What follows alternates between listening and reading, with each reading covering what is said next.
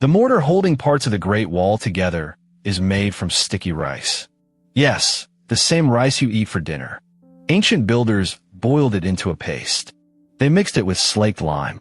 That created a mortar stronger than pure lime alone. Some sections have survived storms, earthquakes, and centuries. And the rice starch is why. Run your fingers along those ancient bricks.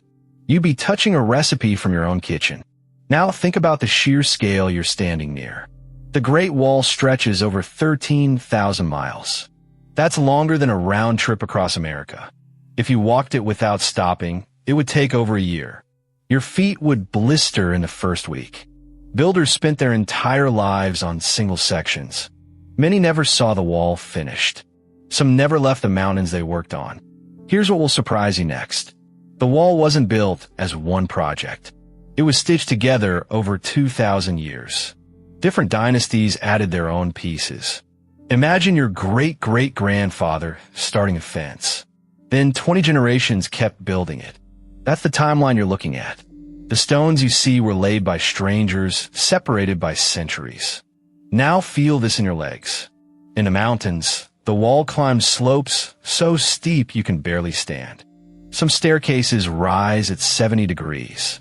Your thighs would burn after 10 steps. Builders hauled stone blocks up those same slopes. Each block could weigh over 300 pounds. They had no trucks, no cranes, no engines. They used rope, baskets, and their own backs. Some pushed blocks up wooden ramps. Others passed stones hand to hand in human chains. Picture that chain snaking up a mountainside. Every person exhausted, every muscle shaking. That's how the wall reached the clouds. Here's a trick that will amaze you. In the desert, there was almost no stone. So builders used what the desert gave them. They layered reeds and willow branches. Then they packed gravel and sand between the layers. They rammed it down hard again and again. This is called rammed earth. Some of those desert walls still stand today. 2,000 years in blowing sand. And they held because of woven plants. Think about that next time you pull a weed. Those same reeds outlasted empires. Now here's where it gets clever with water. When the wall met a river, builders didn't stop. They built the wall right up to the banks. Some sections used the river itself as a barrier. Others had special water gates. These let the river flow through. But they blocked enemies from crossing. Imagine engineering a wall that breathes with a river. No computers, no modern surveying tools. Just eyes, string, and deep patience. You'd struggle to hang a straight shelf. They aligned walls across raging rivers. Let's talk about the watchtowers you've seen in photos. They were spaced so soldiers could see the next one. When danger came, they lit signal fires. Smoke by day, flames by night. A warning could travel hundreds of miles in hours. Faster than any horse could gallop. Think of it as ancient text messaging. One puff of smoke meant a small threat. More columns meant a bigger army. Soldiers read the sky like a language. Your phone buzzes with alerts today.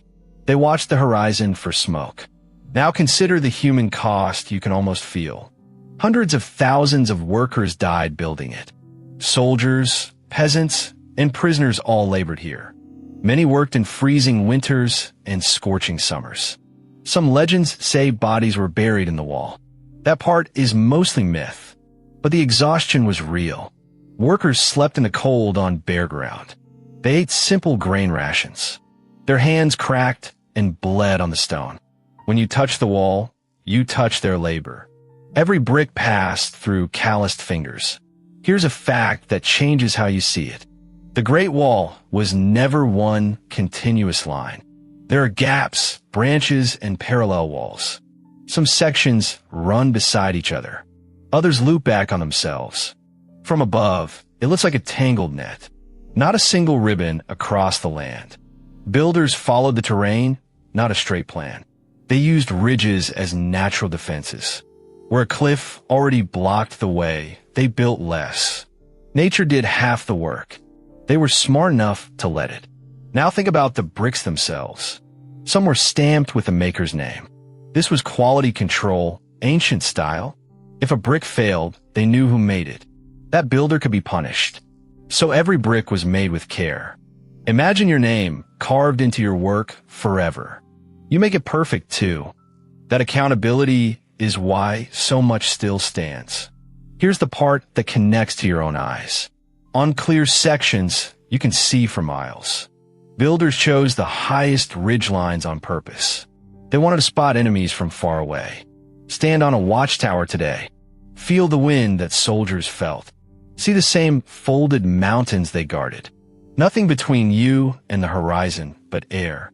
That view was a weapon. Seeing first men surviving. And one more thing about the deserts. The wall didn't just block armies. It protected trade routes too.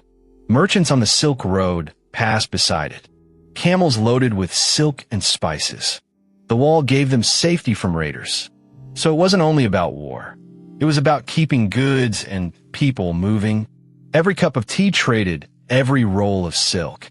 Some of it traveled safely because of these walls. You benefit from that ancient network today. Finally, feel the endurance in your bones. Parts of the wall are crumbling now. Wind, rain, and time wore it down. But other parts remain rock solid. The difference often comes back to those recipes. Sticky rice mortar. Rimmed rates. Careful stone fitting. The builders who took extra care won against time. Their work is still standing under your feet. 2,000 years and counting. That's not luck. That's craftsmanship you can touch. So next time you eat sticky rice, remember, it once held up the longest wall on Earth. If this amazed you, subscribe to World in Chinese Eyes for more.